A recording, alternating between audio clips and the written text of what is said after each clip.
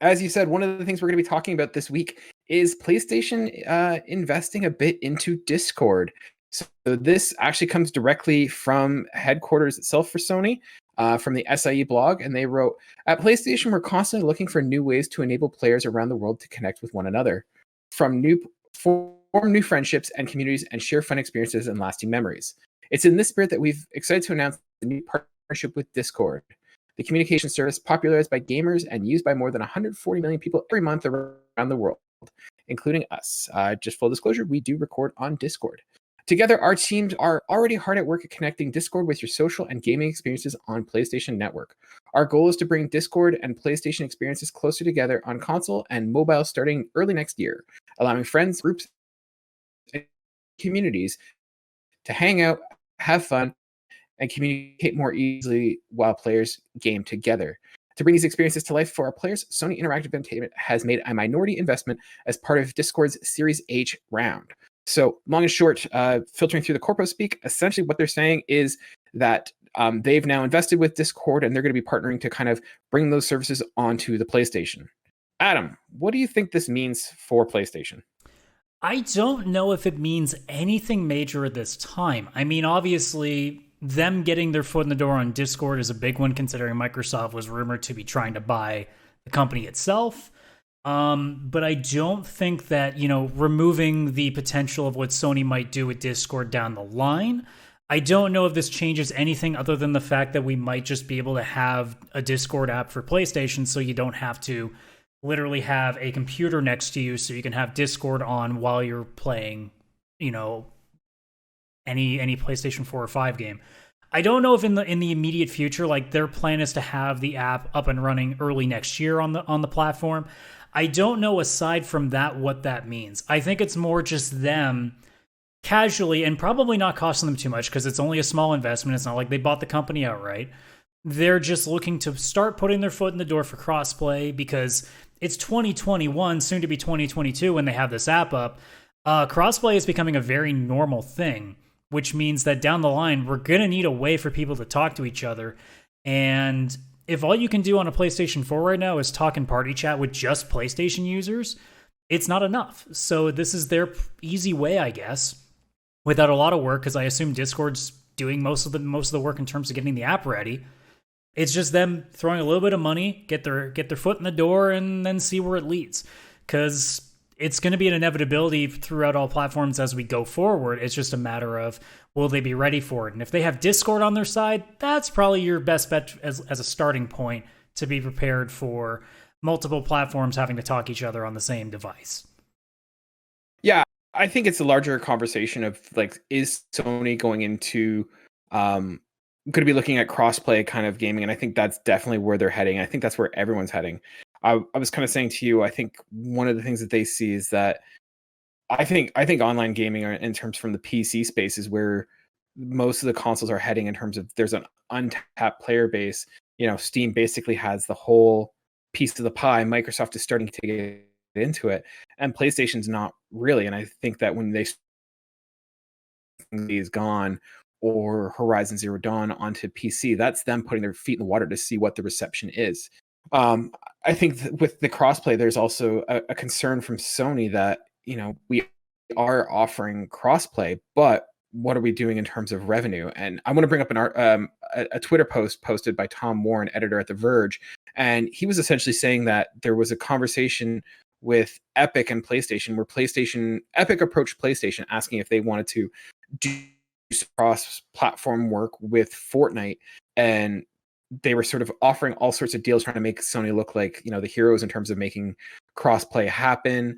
They were talking about, committing to, maybe launching a game on their next VR platform, even allowing to do it on E3, like do presentations or brand themselves on E3 with PlayStation, even so much as extending, Unreal Engine for licensing, which was apparently a really good deal for them.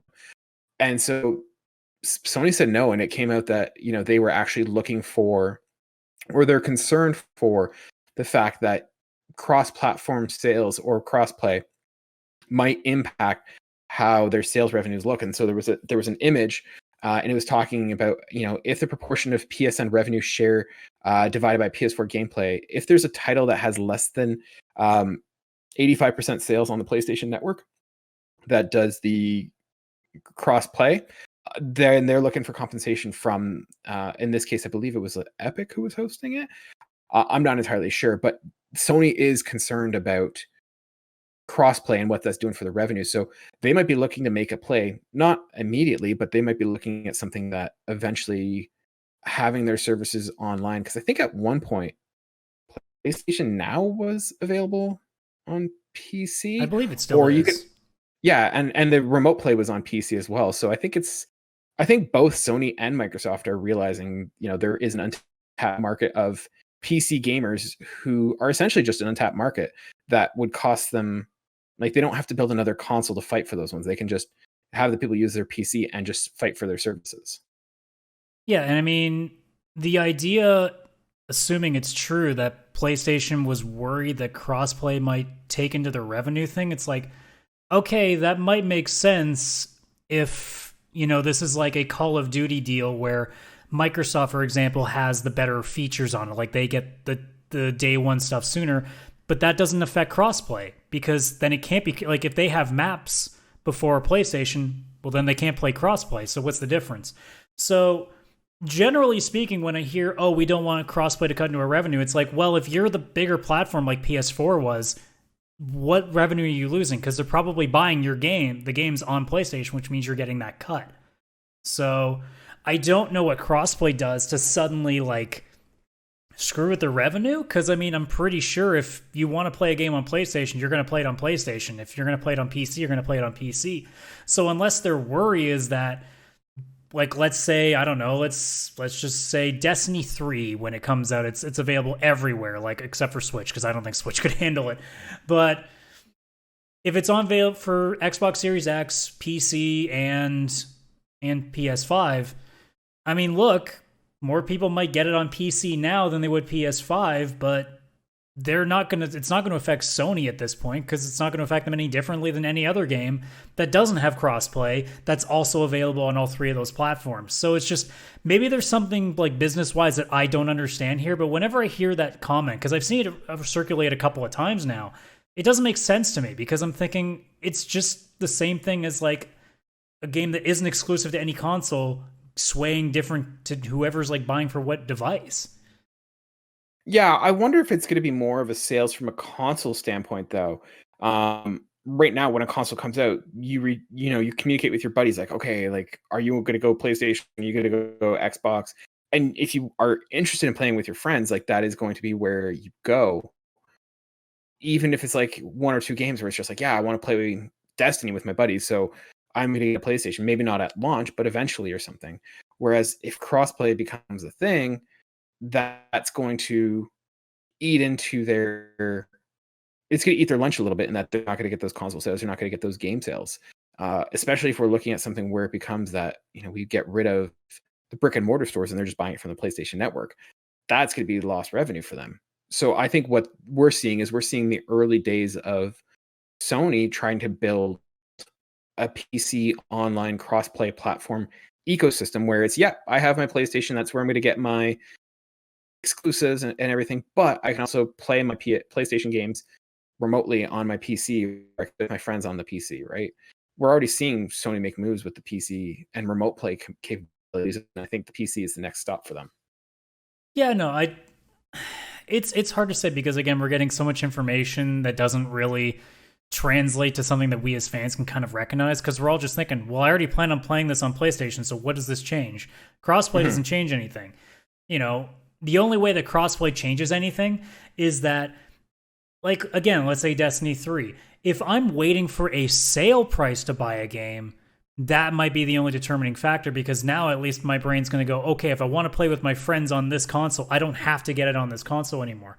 So if maybe that's the only way around it. But then if you're Sony, then don't be cheap as shit and try to keep your games as expensive as possible, which, as far as I've seen, they don't have that history. The only one that have a history of nickel and diming you the best way possible is Nintendo, and they're not going to have most of these, so it's not really an issue. Steam, Epic, well, Epic's its own funny thing, which is it's a whole different story. I saw how much money they spent on free games in the first 9 months alone. I just laughed at it. Yeah, I saw that too. But like when it comes to Steam, Xbox, the Xbox Store and the PlayStation Store, like it's all they're all relatively similar when it comes to giving good deals. So I mean, it really just comes to just I don't know, stay on top of it, like offer the same deal if another place does. I don't know, like it's competitive. What do you expect?